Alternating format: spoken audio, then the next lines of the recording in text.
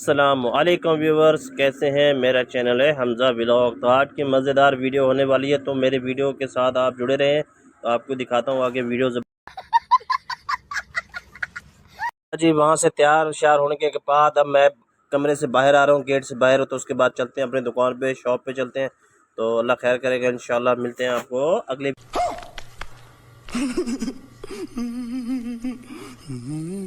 अच्छा जी, तो मैं जैसे बाहर निकला हूँ उसके बाद मैंने देखा है कि काफ़ी जो है ना, काफ़ी हद तक मौसम चेंज हो गया। बहुत ज़्यादा गर्मी है यार, बहुत ही ज़्यादा गर्मी है। ये देखें, हालांकि सुबह के 8:15 का टाइम है।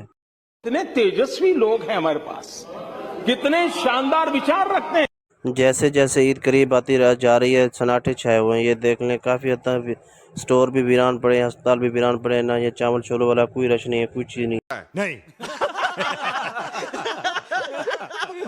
अच्छा तो भी मैं तो शॉप पे पहुंच गया हूँ, बाकी दुआ करना।